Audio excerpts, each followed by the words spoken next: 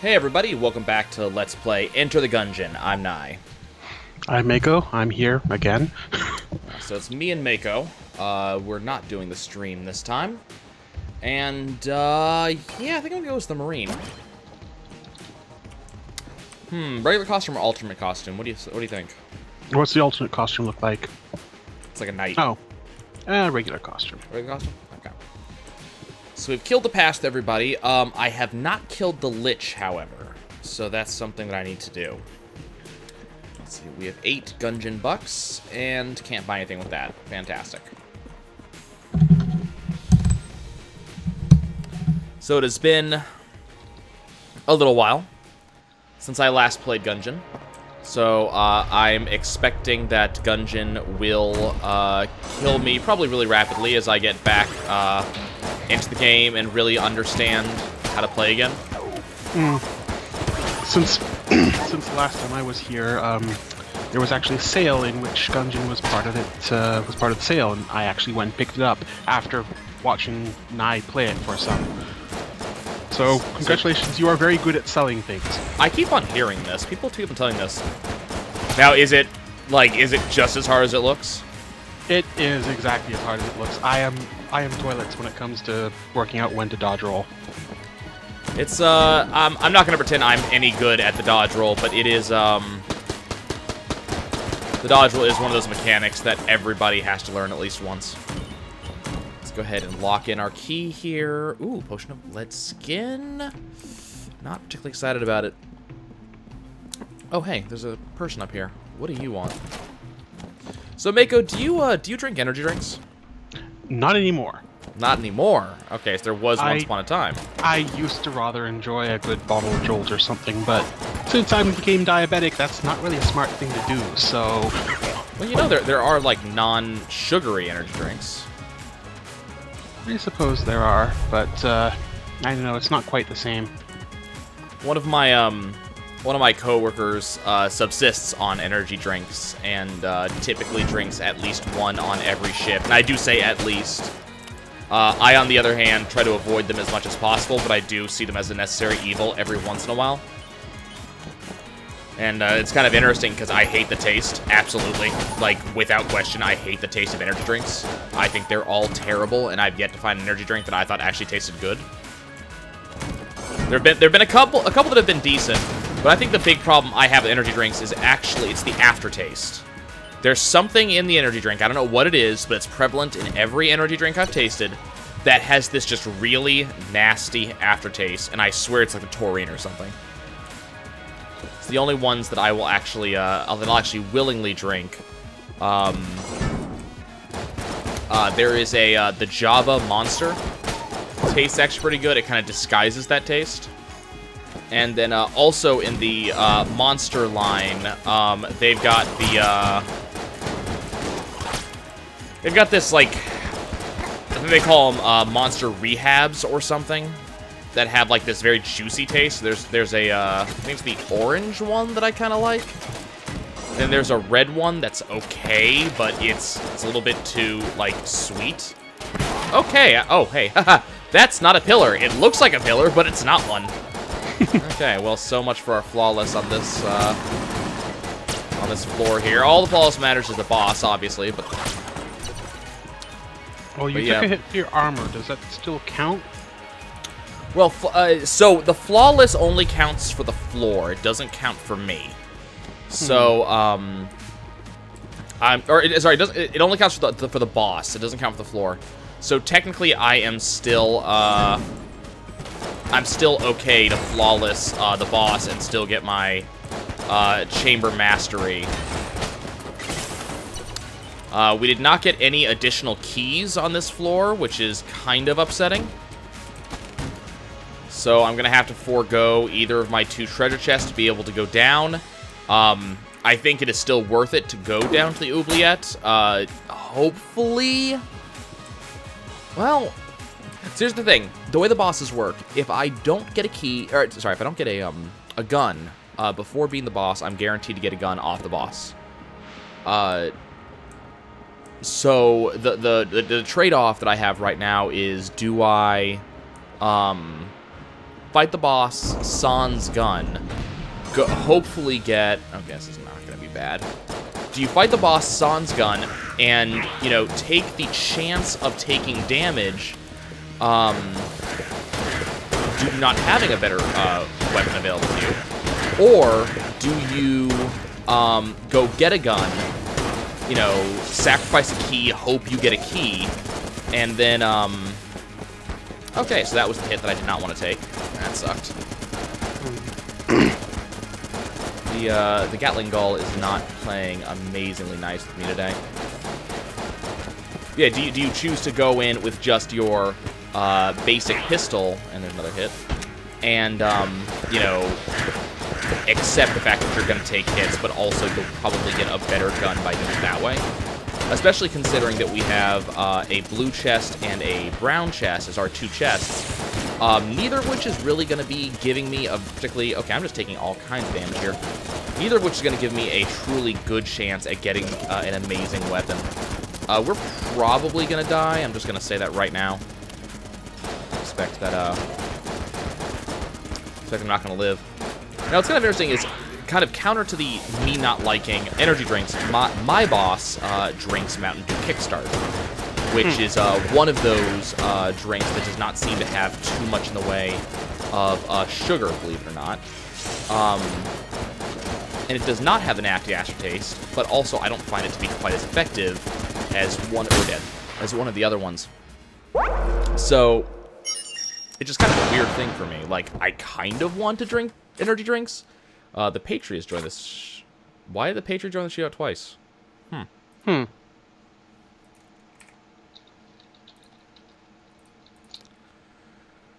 Okay. Sorry, pulling out my notes here. And restart. Okay, hopefully we'll do a little bit better this time, maybe.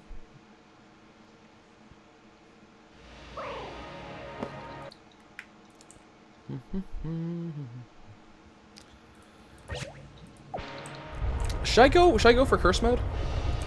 What is that? The curse mode. You can only get I believe you can only get on a character after killing their past, and it immediately sets you to, I believe, level 8 of curse. Keep in mind that level 10 is instant game over. No, it isn't. Sorry, it's level 10 is death incarnate comes and chases after you. I've only had it happen once. Now, the thing about curse mode is that it is guaranteed to create jammed enemies. Jammed enemies are these red, obnoxious enemies that are chasing me around, and they do a guaranteed full heart of damage if they hit you, as opposed to the half-heart of damage that we typically get. But the flip side is that the more curse you have, the more shells drop, I believe. So you're trading for jammed enemies, sometimes jammed bosses, but in return,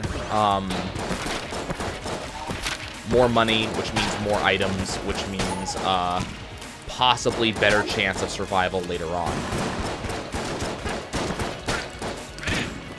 There may or may not be an achievement and or unlock for beating a game like this, and I haven't gotten there yet. Well, I've got it turned on. I mean, it's something you turn on at the very beginning of the run. I turned it on, so bully for me, I guess.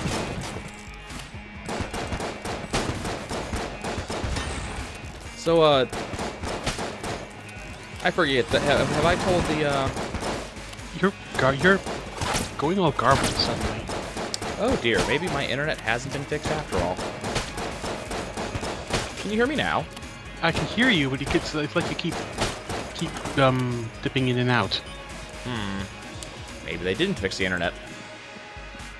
Well, we'll try to keep going, because hopefully the viewers at home can hear me better than you can. Probably. This is why I haven't been streaming recently. Did I tell the Note 7 story? Have you heard the Note 7 story? Yes, you told me that one. I told you that one. Did I tell you that on stream? Or something? Yeah, you did that in another recording episode. Is that another recording? Okay. So I couldn't remember because it finally came to its resolution today. But keep in mind, okay. We're recording these episodes of different series out of sync with each other. So the story that I told, I think it was in probably Shantae as I told the story. This is going to come out of sync, but screw it. Hopefully everybody who's interested in that story is also watching this. So, to recap for Gungeon folks who did not hear the story, this is as stupid as it gets. So, back when the Note 7 came out, which was, you know, August 2016, I decided I was going to get one. I'm kind of a fan of the Notes. I like them as, that guy is going to hurt. Let's just roll past that. I cannot look it out with anything damage. So, I'm a big fan of the Notes. I have Notes. I've been using the Note since the Note 2, so, and my Note 4, the charging port was starting to go bad, so I needed to replace my phone, and I said I was going to replace it with the Note 7.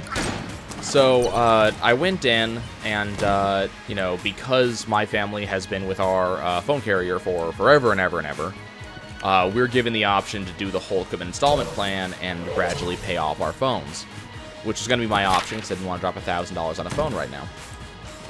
So, problem was that apparently I got in just after the major rush on the retailer, so they did not have a phone for me, but, you know, not to worry.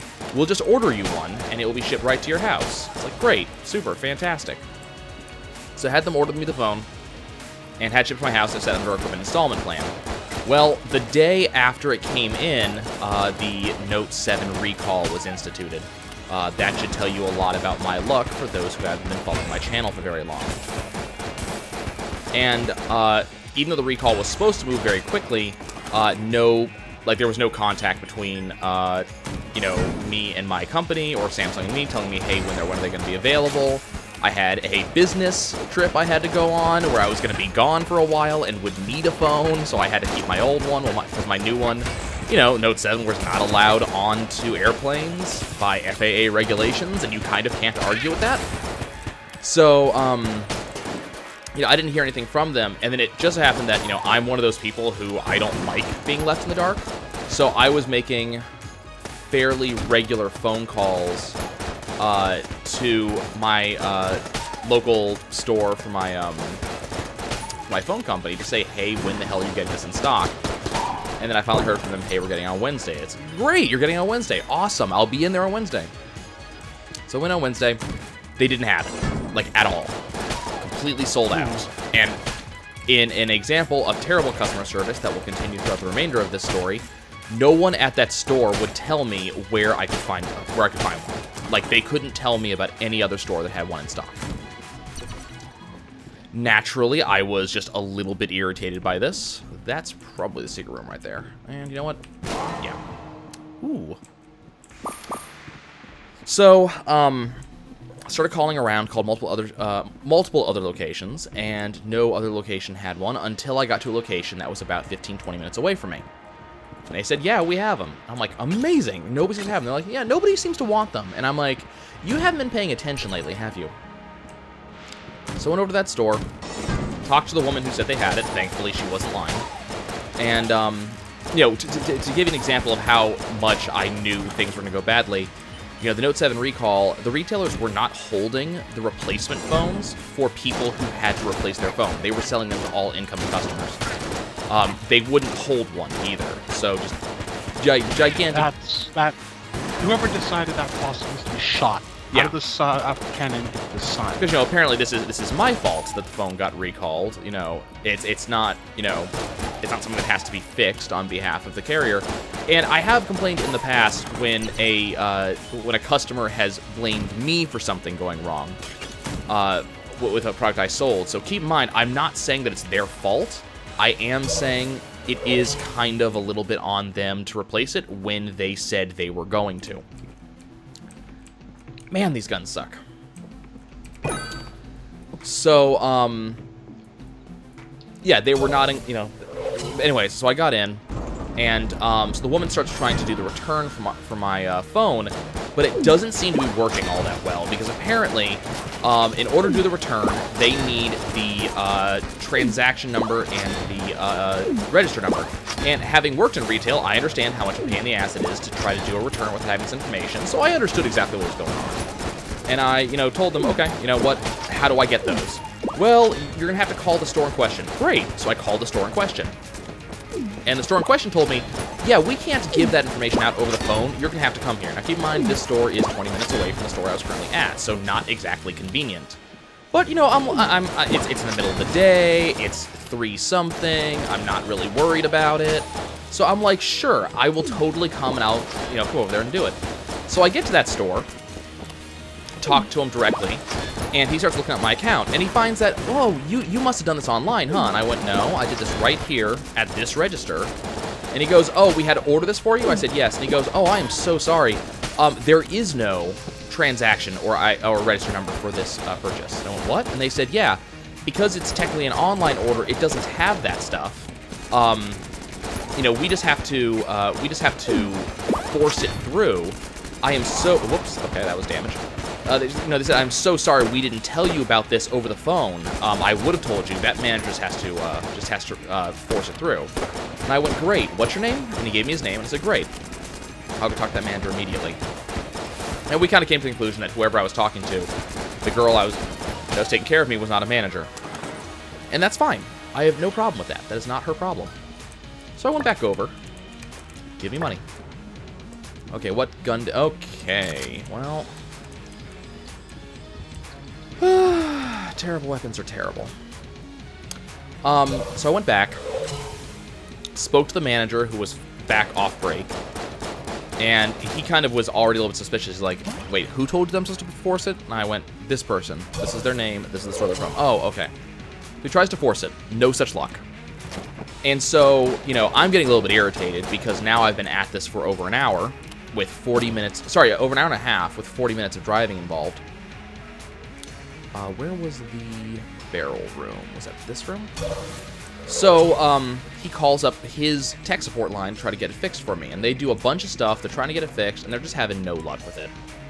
And eventually, tech support tells him, hey, so you need to tell him to either go to another store or come back another time, because this just isn't working. Because, you know, this is a thing I want tech support to tell me. But I acquiesce, and I go to another store, because I try to be that customer that makes life easier. Where the hell is this room? It's there. Oh, I'm an idiot. So, you know, I leave. I go to another store. And, like, I specifically asked the guy, you know, hey, you know, we both understand. And he even said to me, look, I know this is the last thing you want to hear, but you have to go to another store. I'm like, fine. Can you get this? Can you ask another store? If they have the phone, I'll just go there. So he finds another store, which is another 10 minutes away, so half an hour away from me. And, they find that, yes, that store does have the phone. I go there. Walk in, talk to the manager immediately, and he says, I'm sorry, we can't replace your phone in store. You have to order it through online because you originally purchased it online. And my immediate thought is, okay, that's not a bad thing. Why couldn't anybody tell me this earlier? But I said, okay, what do I need to do that? Well, just call customer service. Would you mind kind of setting me up on that right now, just so I can make sure I'm doing it right, because I want to make sure that I'm calling the right people. He says, sure, and he puts me on the phone. In the store. On his store line. Which lasts 40 minutes. Very, very long. Finally get in touch with someone. And keep in mind, he's taking care of other people the entire time. You know, he's not even checking on me, which I don't exactly blame him, because he thought this was out of his, like, responsibility and above his pay grade, but... You know, when you see a guest standing in your store for 40 minutes, I would at least come say something, personally. So, so I end up getting someone, eventually, and this is their generic customer service person. And generic customer service person says, you know, listens to what I have to say, and then goes, oh, I'm sorry, I can't fix that for you. You need to talk to the people who are handling the Note 7 recall. Let me get you over to them. 10 more minutes on hold. Talk to the Note 7 recall dude. Well, lady, in this case. And the lady goes, oh, I'm sorry. The information you need needs to be gotten from billing. Hold on, I'll put you on hold and I'll get you. 5 minutes on hold. 5 minutes later, I talk to these people, and they say, oh yeah, this is supposed to be swapped out in store. All Note 7 swap outs are going on in store now. I said, fantastic. You know, having wasted another hour. And I said, could you please tell that to the manager right in front of me, because he is telling me differently. You know, this is obviously some sort of miscommunication between the store level and management level, and that's fine, not a big deal. So he gets on the phone with him. He's really confused about the whole thing, so, damn it. He's really confused about the whole thing. But he starts working on it. It takes him about 40 minutes. Now, problems start to occur when it comes to the equipment installment plan.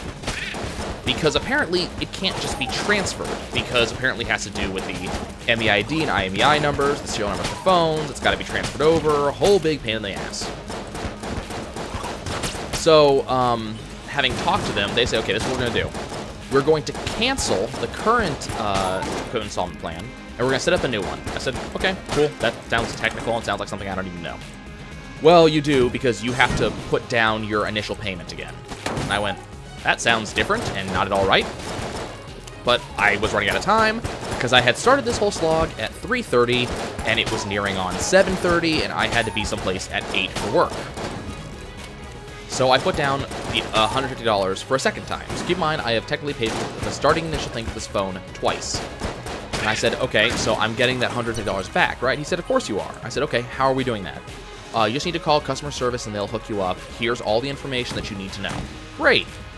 Contact customer service. They have a like 40-minute wait time for the phones, which I'm assuming is having to do with the Note 7 recall. So I'm not going to really push it, especially because I have to be somewhere and I'm now late because it's now 8:30. So the next day I call. Hour-and-a-half wait time. I didn't have time to sit on that, so I asked them to call me back because I was going to be at work. When I'm at work, they call me back, but I'm on the phone with the customer. So I said, hey, can you hold on for just like a minute? I will be right with you. Sure, of course I can do that.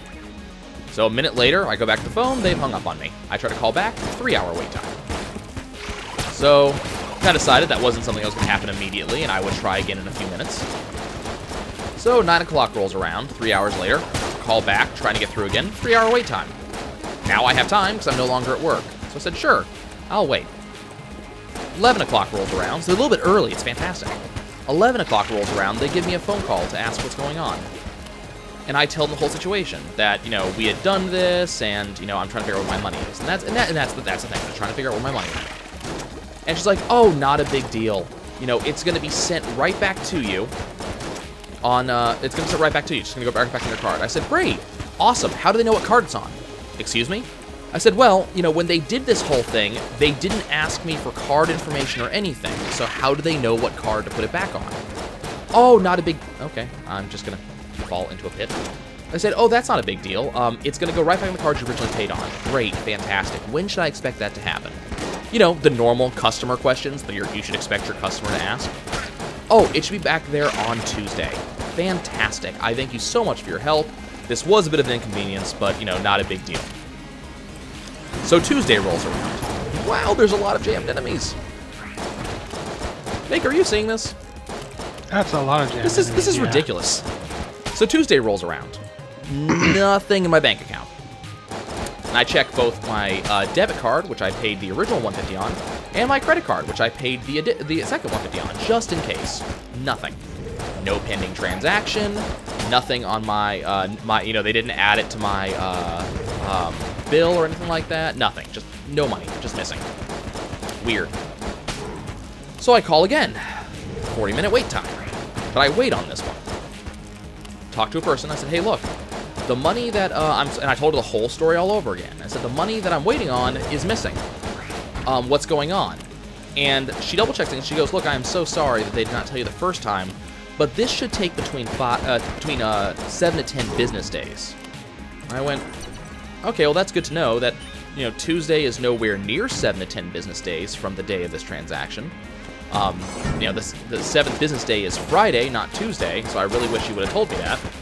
And she went, yeah, I'm so sorry. And I said, well, oh, great. We're gonna keep going at least till the end of the story, because this is just going on. So I said, well, you know, I got a problem with that, because the initial... I said, come on. You can do it. I said I got a problem with that, because the initial setup for this, ma'am, you know, took me 4 hours. And it's been another 5 non-business days that you guys have had money that is mine. It's not yours. So I would like my money back. So you're telling me it's going to take more time. I'd like a little bit more information at this point because I keep on getting the runaround. Oh, absolutely. We can definitely do that for you. You know, what do we need to do? Okay, so how do they know what card's going back on? It's going back on the card that you originally used to pay the original payment. Okay, and that went to, this is at a completely different store, so the new store knows what to put that back on? Oh, it's going to be done by customer service. Oh, great, good to know. Okay, So 7 to 10 business days. Yes. Okay. I gotta tell you, I'm kind of annoyed by this. Yes, sir, I completely understand that you're annoyed by this. Holy crap, I wish I had money. Mega hand. Ooh. So, you know, yes, sir, I completely understand. So what I'm gonna do is I'm just gonna call you each business day to verify if it's gotten to you so far. And I'm also gonna give you my personal employee information so you know exactly who you talk to. Great. That doesn't satisfy any of my worries, but at least I'll know someone's paying attention. So this person calls me once, just once, on the Friday, where the money was to be there.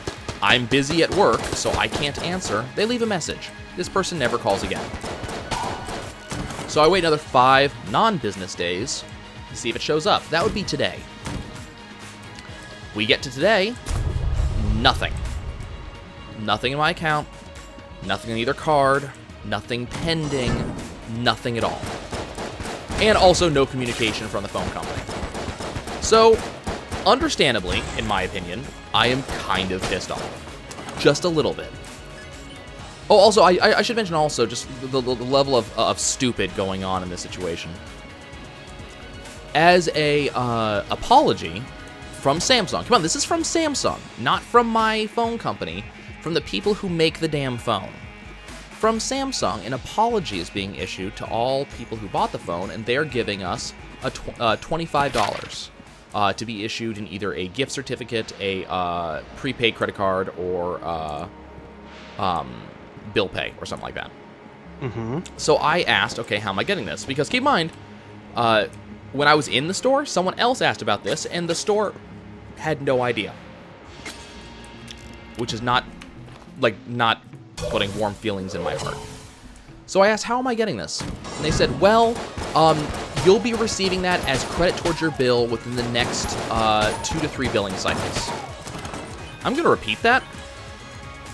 T-Mobile, who is the company in question, decided that the money that was supposed to be given to me by the people who make the phone, which is going through T-Mobile as an intermediary, will take up to 3 months to get to me.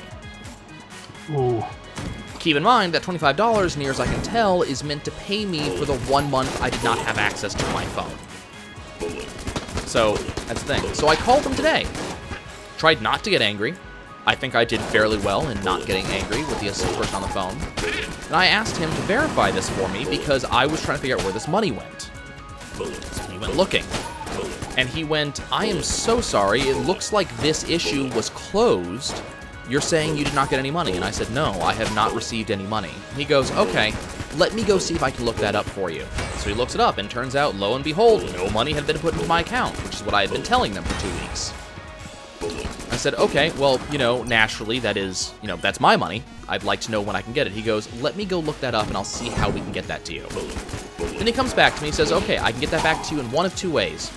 Option 1, I can put it as bill credit towards your next... Oh, need not... Damn it. I can put it towards your next bill credit. And I went, okay, that is not at all what I want, because that's, once again, you not giving me my money. What's the other option? Well, I can have them expedite a payment to a bank account. You just have to give me your account number and routing number. That will take about 5 to 7 business days to go through. I said, look, that is absolutely unacceptable. I've already waited 10 business days for you guys to not put this through, and I don't feel like waiting any longer. I think you can understand that. And he goes, well, you know, these are the options that was given to me by my superior. You know, we can try something else, but I'm going to have to kick you up to a superior to do that. And I think he thinks that I have a problem with kicking it up to a superior. Because, you know, like, I know he's going to get in trouble for not, you know, being able to fix the problem himself, but at this point we've gotten past the level of level 1 being able to fix things. But I was thinking about what I wanted to do, because I could go argue with the superior for a while and maybe get something done, but then I thought, you know what, my next bill payment is coming in a couple of days here, so, you know, naturally, I should not have picked that up. But my next bill payment is coming up in the next couple of days here. If they just take the money off my bill, it's better than them. It's just the same as them giving it back to me. It's a really crappy way for them to finalize this out, but at least it'll be finalized out. So I had him put it back. There was an argument between him and me over how much money they owed me, because my my debit card statement very distinctly said $163. His bill payment on his side said it was $155. Thankfully, I got him to agree with me that maybe my credit card statement's a little bit more accurate, and that after 2.5 weeks, maybe the information they're getting is not quite correct, because they don't seem to be doing all that well. Can I just say I love the fact that lowercase r shoots bullets. It also says bullet. Have you never gotten this gun? No, I've got this gun. I'm just saying. Can I just say I love the fact that it keeps shooting bullets. Okay, mine. It also shoots like a really low damage weapon. Like it's. Oh, I did not want to do that. I did not want to do that. Quite badly too. I'm aware. It's not a button I wanted to do. Lowercase r is a really terrible weapon to pick up. It's really bad. But yeah, I got him to agree that, you know, since communication was so bad between, you know, the departments, that maybe communication was kind of bad in this case, and I would be glad to show him my freaking debit card transaction on my credit card statement. And he finally agreed to give me that money back. At the end of the day, he closed out the phone call with, "Thank you so much for letting me help you with an out-of-the-box solution." And I was sitting there thinking, there's nothing out of the box about giving me my money back. You should have given it to me already, and there should never have been any of this conversation in the first place. You should be thanking me for not getting pissed at you and forcing you to go to a level 2, and making it clear that you did not help me. That is my pissed off story for the day. Folks, we'll see you next time.